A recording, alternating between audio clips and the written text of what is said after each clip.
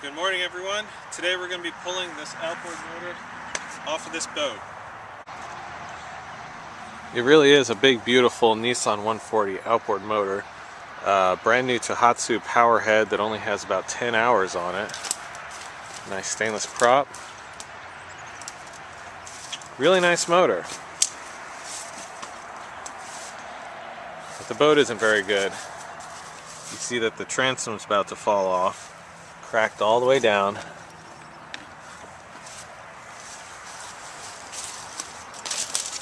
This side too, poorly repaired.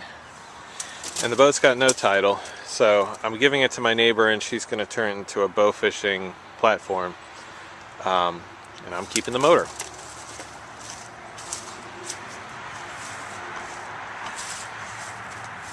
So first things first, let's pull this boat to somewhere where we can work on it.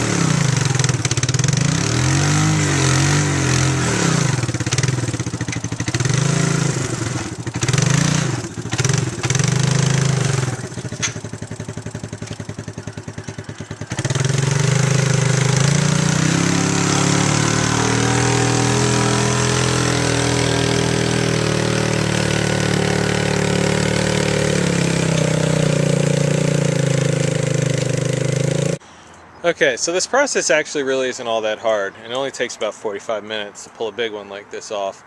Let's go ahead and trim it down and see what we're working with.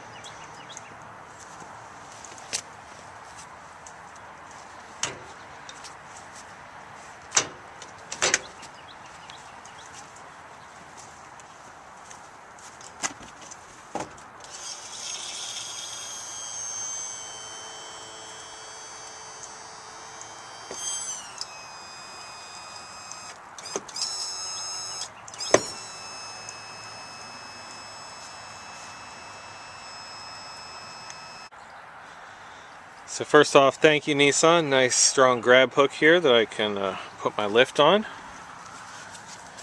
We're going to need to unhook these throttle and shift cables. See, we just got a couple of little cotter pins there and that'll pop off. This is the main wiring harness. That's going to need to be taken off. You got your 10mm bolts and that holds this little holder thing here. That comes off. Battery cable's already disconnected from the internals of the boat, so they don't have to be pulled through. You see them, I just used that for the trim, so that's done. Gas is already disconnected. There we go. I'm going to go ahead and do all those, and then we're going to do steering cable, and then unbolt 1, 2, 3, 4, and then she's free and she pops off. Like I said, not much to it.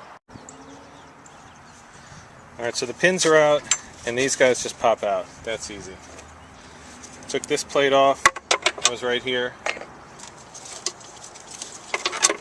And all this comes out. Here our cables are loose. We have these little snap connectors for the trim.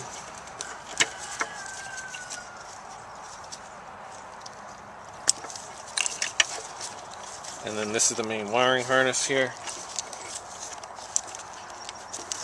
Comes apart like that. And then that comes out. Easy as pie. The battery connector I'm going to leave connected to the motor. There's another wiring harness. I'm sure does something important. And I'll disconnect these battery cables from the battery itself. Sometimes these will be attached to like a three-way switch, or they'll be fed down into some compartment or the bilge of the boat or whatever, where the battery lives. You got to pull them out, but these ones are already out.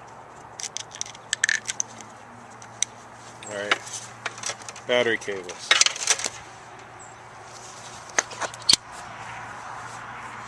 So we're all done here. I'm going to take a break from the motor and I'm going to take off the control box because I include those with the Salem motors. So let's do that next. Now what some people will do is they'll just take a Sawzall and go cut the wire and harness, just cut everything and rip this thing off the motor. It'll save you about 10-15 minutes if you do that. The reason I don't is because these things actually have some value. Hondas, I mean, a used Honda control box can be like 200 bucks. Now, I don't know what a Nissan is because I don't use them a lot, but I'm going to keep this one intact if I can. Oftentimes these are just screwed right into the boat. You got this Phillips head, Phillips head, Phillips head. I bet if I take all these out, this thing is just going to fall right off. And then I unthread everything through the boat as it goes in here and pops out here. Okay, so we got the box off the body of the boat. Now we just got to pull these cables through. Let's try and do them one at a time. Hopefully they don't get hung up. But if they do, be persistent.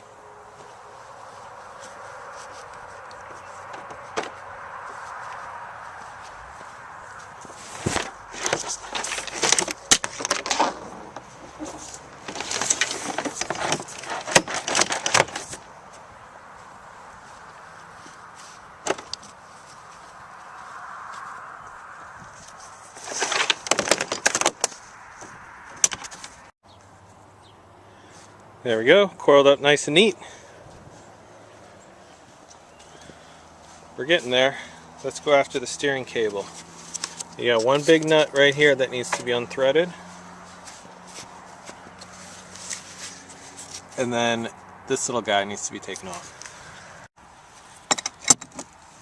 Now this just gets backed off until it's loose. This isn't actually going to go anywhere. Just back that off until it's no longer on the threads anymore. So now if you want to, you can pull on this cable until it comes all the way out. However, it's a stiff cable and it's rather inflexible, so feeding it back into here can be really difficult. What I've started doing is just loosening it and unbolting it here, and then I will unbolt the motor and lift the motor up and sort of push the motor away from the cable, and then the cable comes free once it's jacked up into the air. So we're just about done with everything that we need to do. Now we can go after the bolts. We got 1, 2 on this side, 3, 4. The top ones are pretty easy, so I'll just remove one and then leave the other one really super loose so it doesn't fall to the ground. And then you gotta like climb in here and like reach way under to get to the bottom ones. Okay, now that I got the lift hooked up and given a little bit of upward pull, I can take out the last bolt and then pop her loose.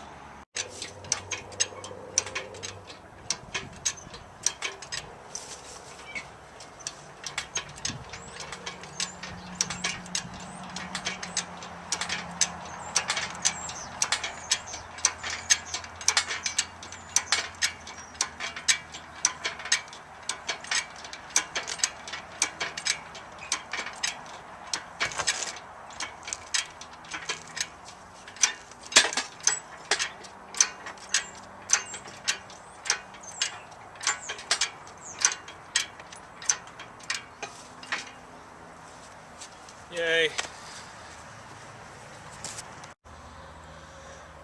You can see now that the motor's loose, it's a lot easier to get this guy out.